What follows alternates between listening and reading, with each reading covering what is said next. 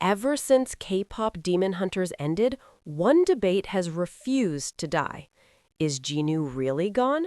For many fans, the answer is simple. No.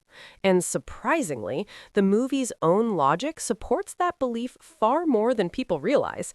In fact, when you look closely at how Jinu's sacrifice actually works, it doesn't look like a death. It looks like a transition. The key moment happens during Jinu's final sacrifice. He doesn't just disappear, he makes a choice. Jinu gives his restored soul to Rumi, and that detail changes everything. This wasn't a soul corrupted by darkness or consumed by chaos. It was purified, stabilized, and intentionally transferred. In most stories, that would still mean the end. But K-pop Demon Hunters doesn't treat souls like that. Throughout the film, demons don't die the way humans do. They dissipate, they transform, they retreat into different states of existence. And when a soul is restored rather than destroyed, it doesn't vanish, it rests. This is where the sword becomes important. Rumi's weapon isn't just a tool. It reacts, it responds, and after Jinu's sacrifice, it carries more weight than before, emotionally and symbolically. Many fans believe Jinu's soul didn't disappear at all. It was absorbed into the sword, almost like a second heartbeat embedded within it. In Korean mythology, objects can become vessels for spirits, especially with intention and sacrifice involved.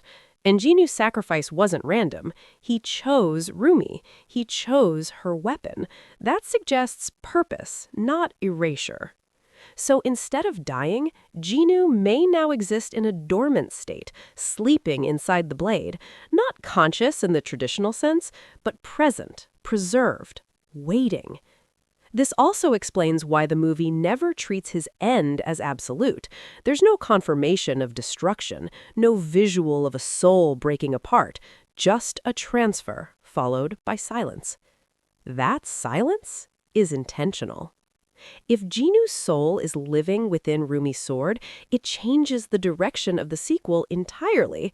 K-pop Demon Hunters 2 wouldn't be about resurrecting him from nothing.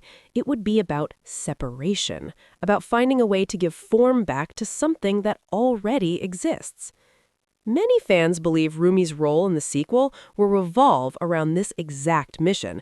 She won't just be fighting new threats. She'll be searching for a way to free Jinu's soul without destroying him or herself.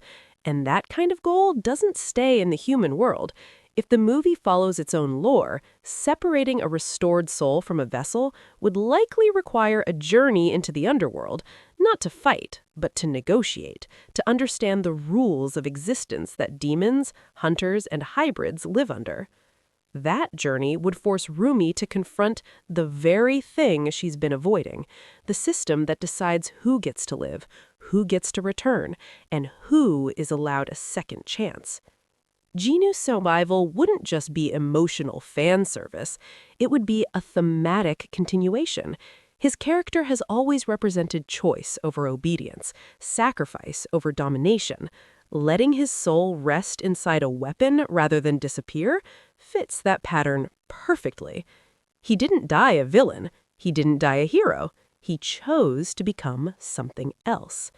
If this theory is true, K-pop Demon Hunters 2 won't ask whether Jinu is alive. It will ask something far more dangerous.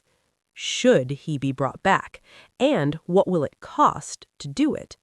Because if Jinu's soul is still there, sleeping inside Rumi's sword, then the sequel isn't about resurrection, it's about consequence. What do you think? Is Jinu waiting to return, or is his soul exactly where it's meant to be?